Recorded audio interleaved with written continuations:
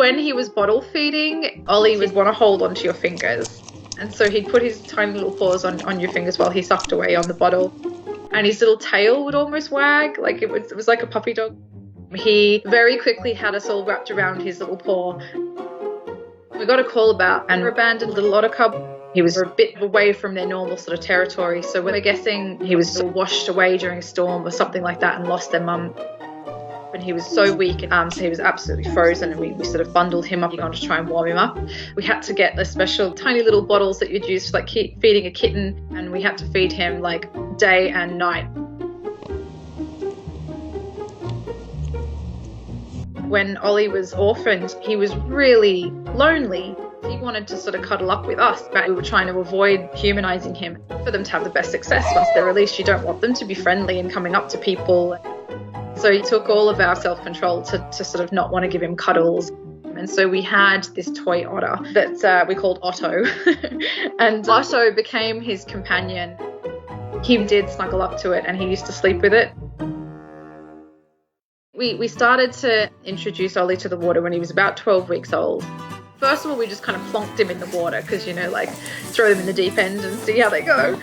His initial reaction was, get me out of here, I don't like this one bit. And so we sort of kept encouraging him gently. He started to sort of stick his face under and realise that he could hold his breath and he could see under the water. And then he was just kind of floating and sort of flopping from side to side.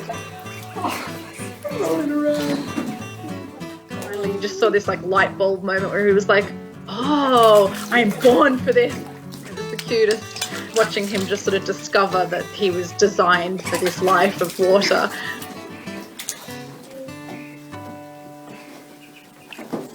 After we'd had him for a few weeks, another little otter cub was rescued.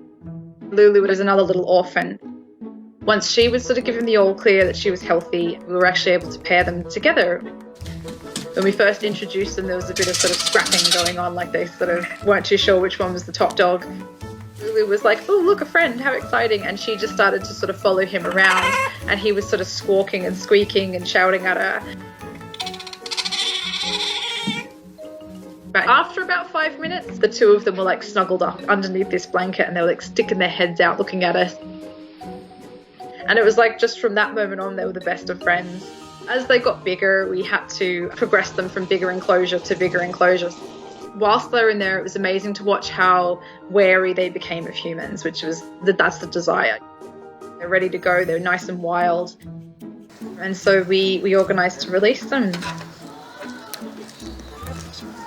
And that was it. We sort of thought, well, that's the end of it. He's moved on and he's living his life out in the wild. It was about a year later, we saw on Facebook some pictures pop up of this otter in this lake. And I was like, he looks super familiar. I think it is Ollie. And we started to compare the pictures, the markings on their kind of neck and chest. And yep, it was him. He's out there and living the good life.